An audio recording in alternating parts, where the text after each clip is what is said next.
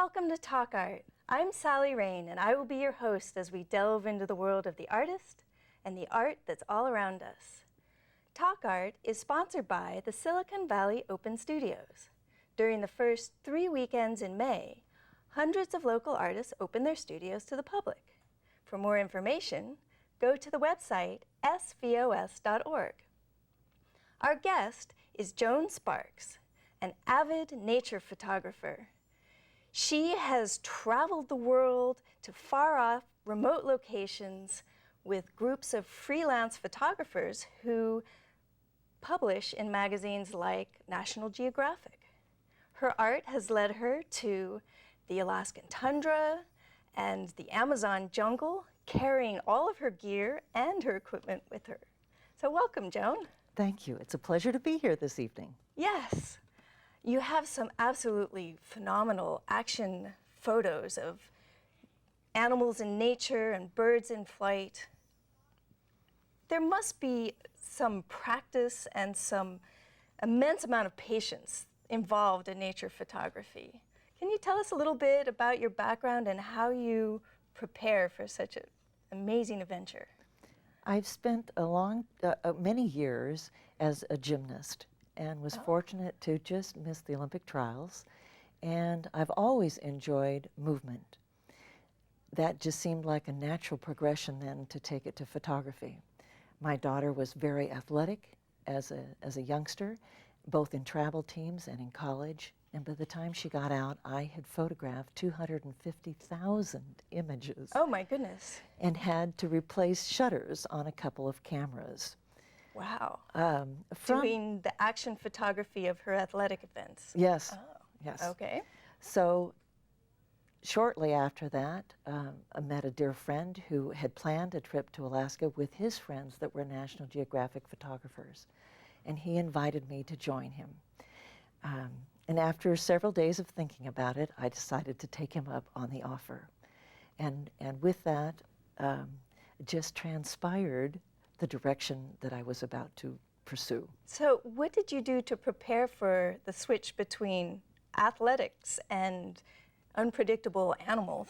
I was encouraged to go to the duck pond here in Palo Alto. The duck pond? The duck pond. And practice shooting birds in flight. That I was told we would see birds and that I better know how to photograph them. Oh. And I found them quite challenging. Oh, I'm sure. Compared to athletics.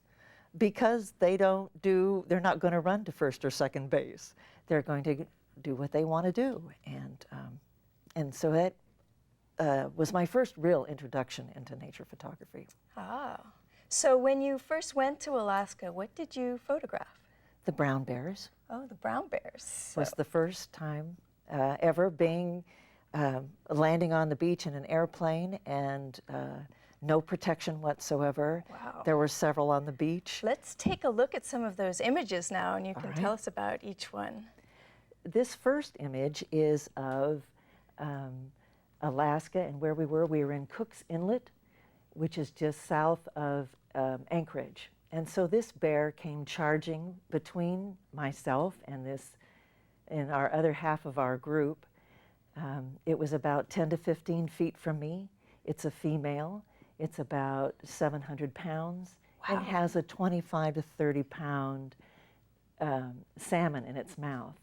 There was another bear just to the right of it that was chasing it. And seconds later, the second bear caught up to the first bear, and they fought over the fish. And just for general information, if you were shooting this, you'd want to use a really fast shutter speed to try to stop the action of the bear charging at you. And then the bear stopped before it got to you. It did. It Good. Did. These were a couple of cubs that we saw. Oh, very nice framing. And do you plan your frames ahead of time? You try to move your feet or your body right. to accommodate them if you can.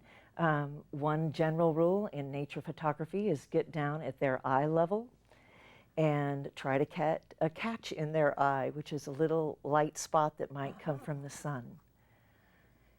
And so these are two cubs?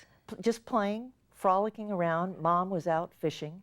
A different cub by itself, I always say it was flossing with the twig there in its mouth.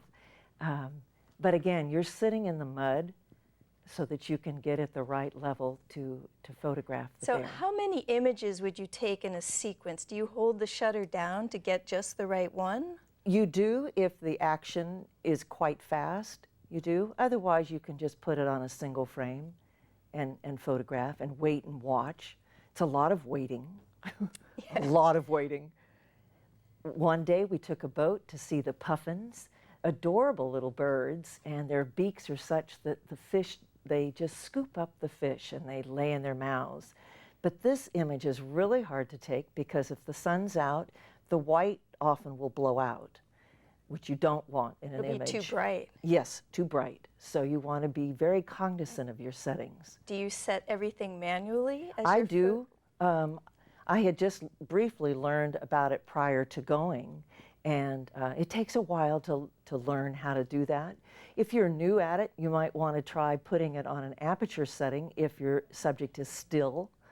If it's moving, you'd maybe want to try the shutter priority. That way you can set the speed.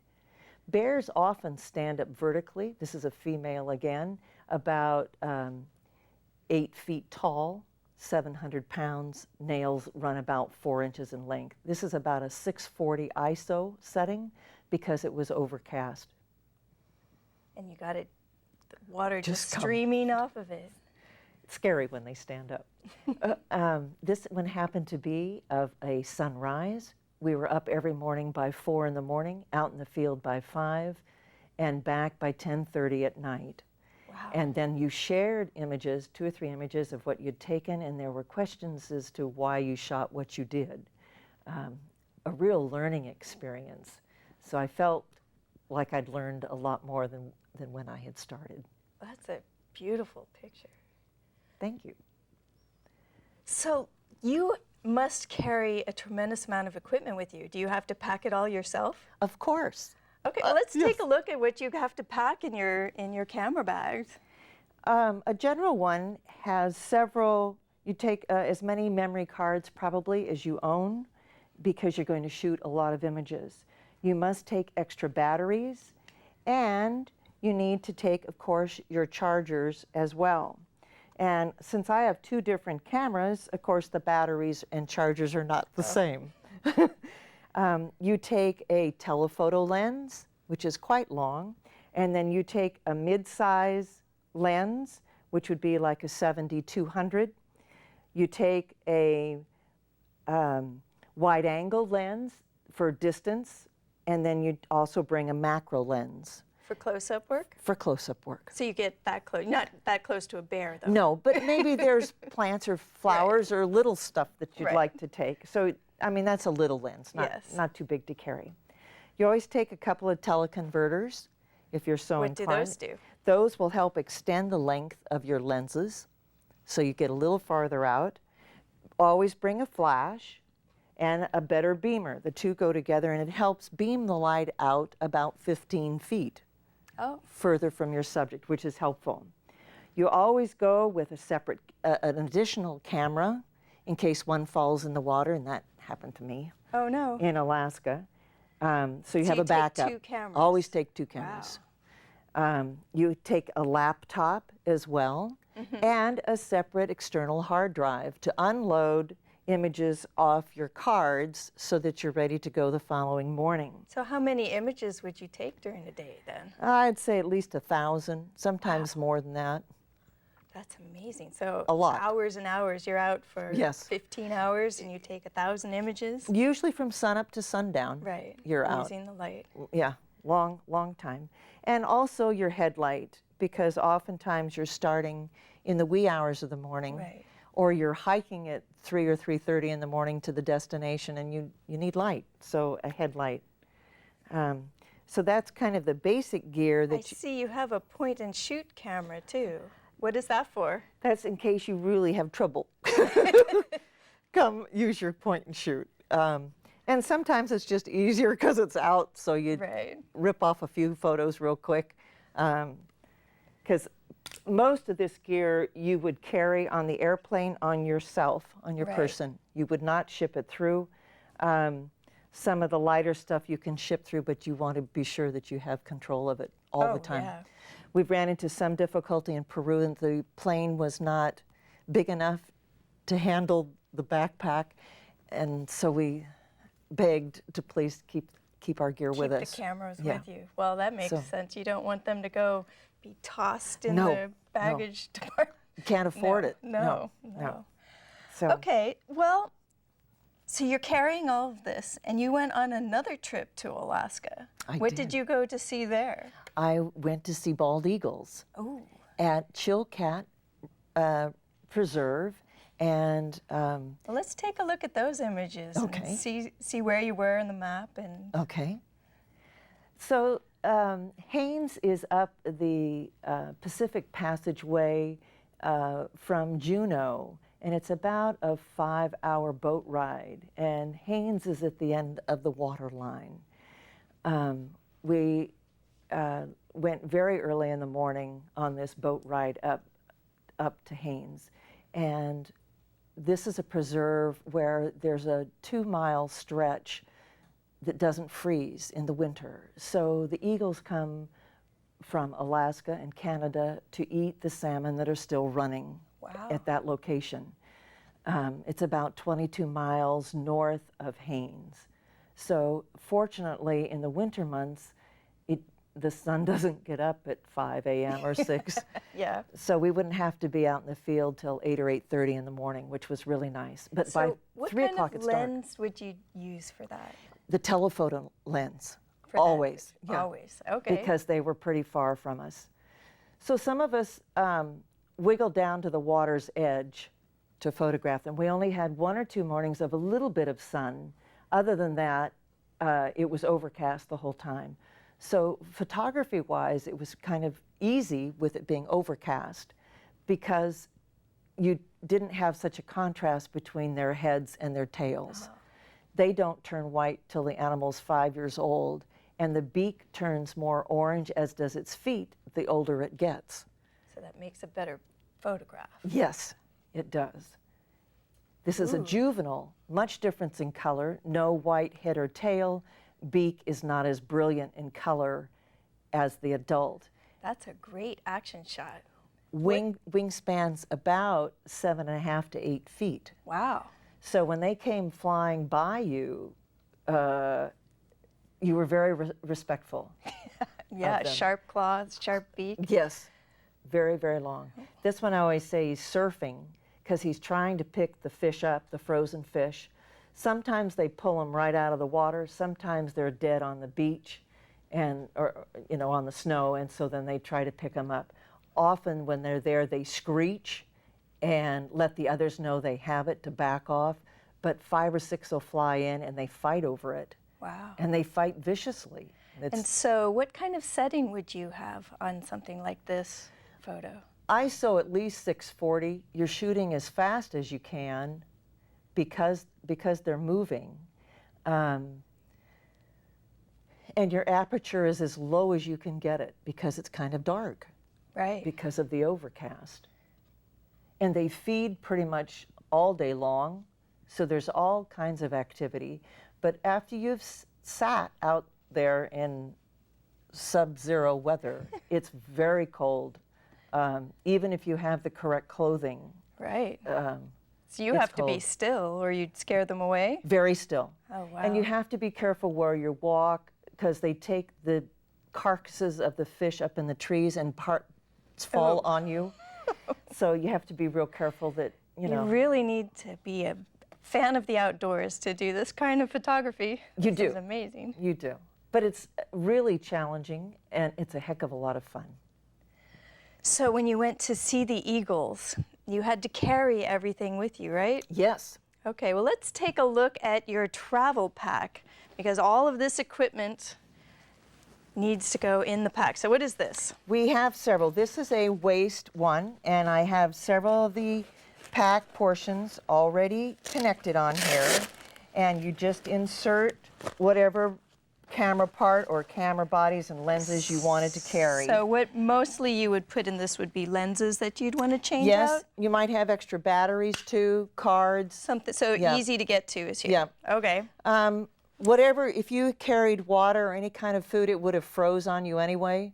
We often left it in the car, and it would freeze. Okay, so this is always on you. You don't take this off. No, Okay. that went everywhere with you.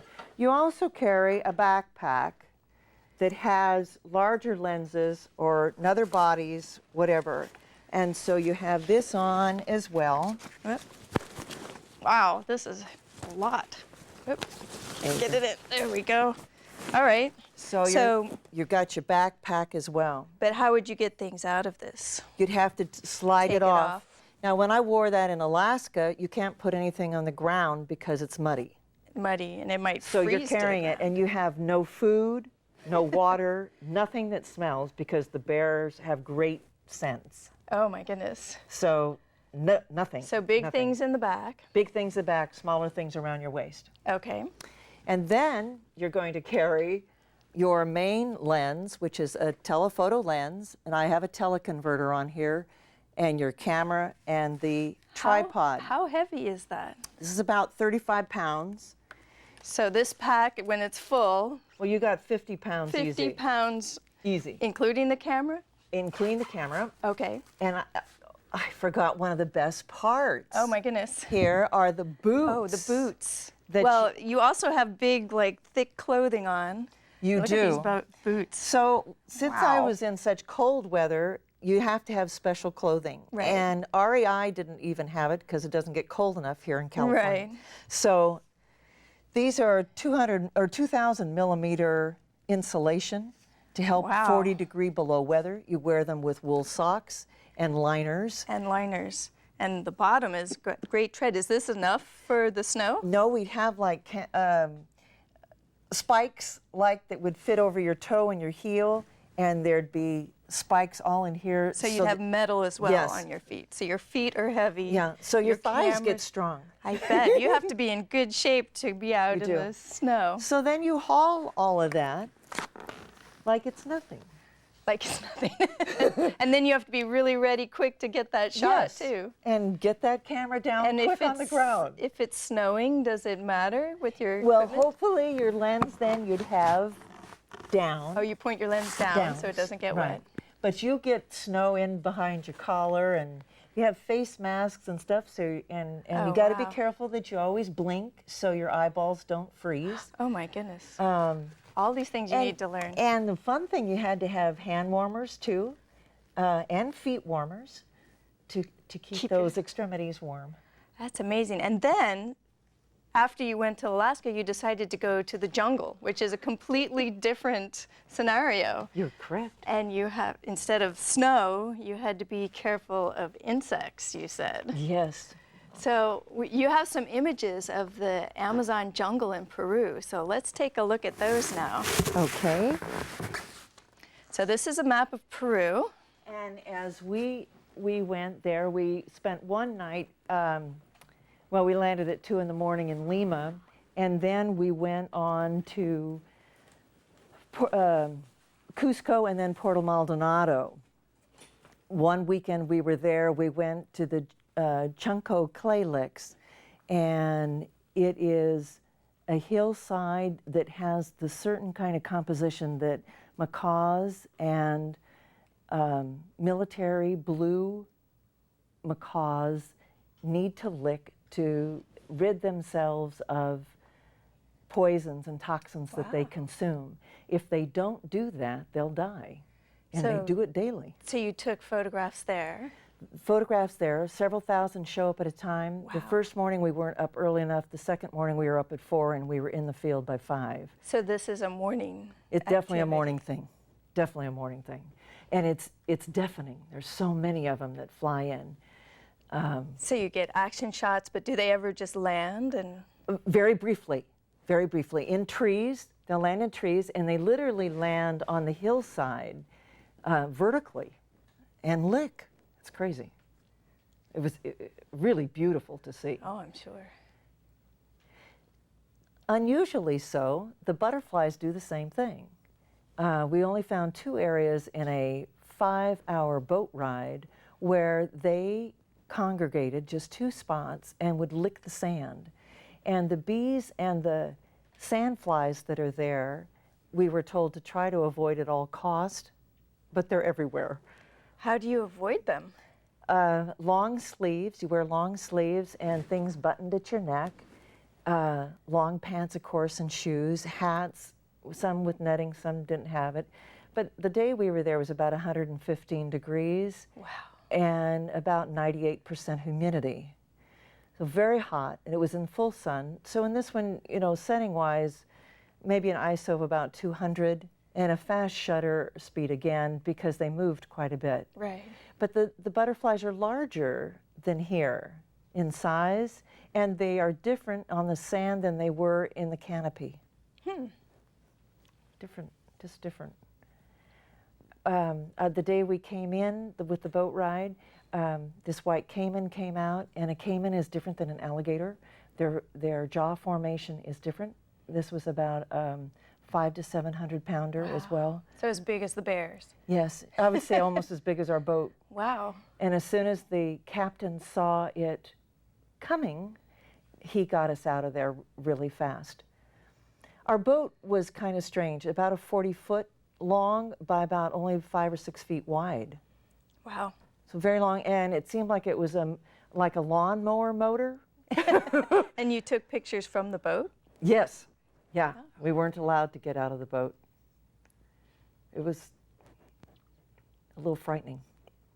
This is a juvenile howler monkey. The last night we were there, we stayed in a monkey reserve.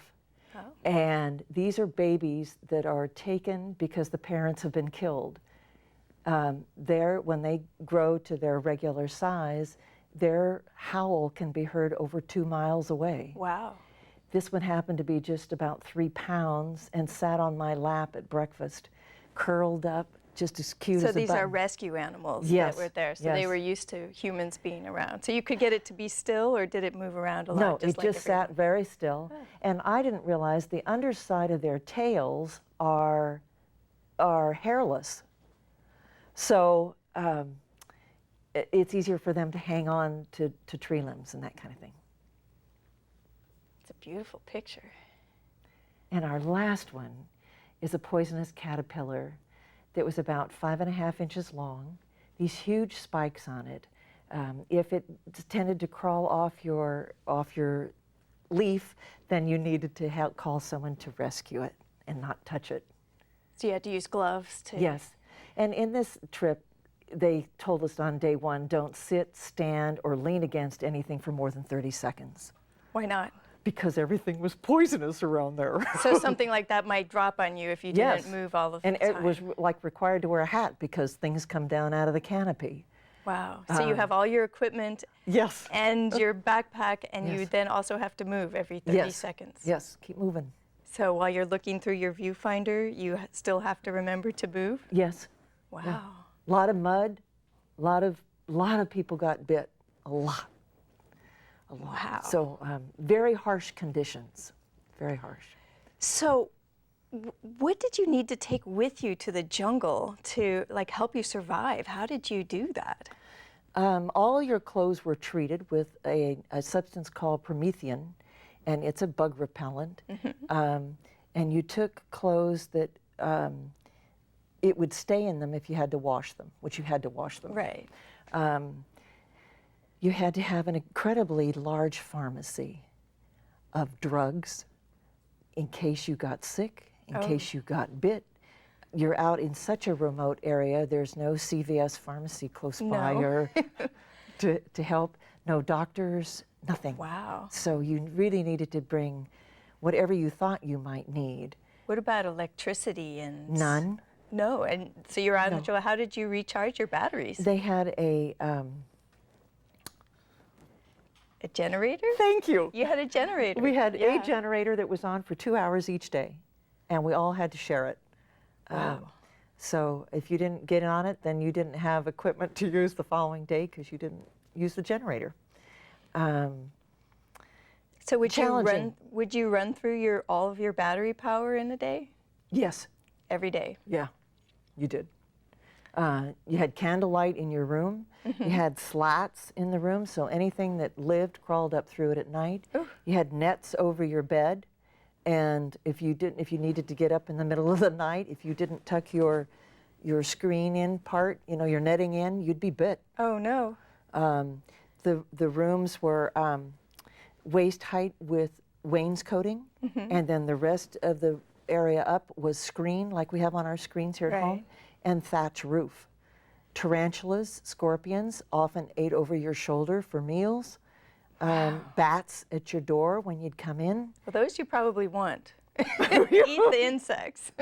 Wow, you have to be incredibly brave to take on these kinds of trips with big bears charging at you and caimans in the water and tarantulas and scorpions. I think I wasn't aware how out there you'd be and vulnerable. You're very vulnerable. For the bears, it was safety in numbers. You had to move together as a unit to be safe. In the jungle, they didn't want you to go anywhere alone. No phone reception. Right. No, some of them had GPS units that they... So did you have guides with you that knew the area generally? We did.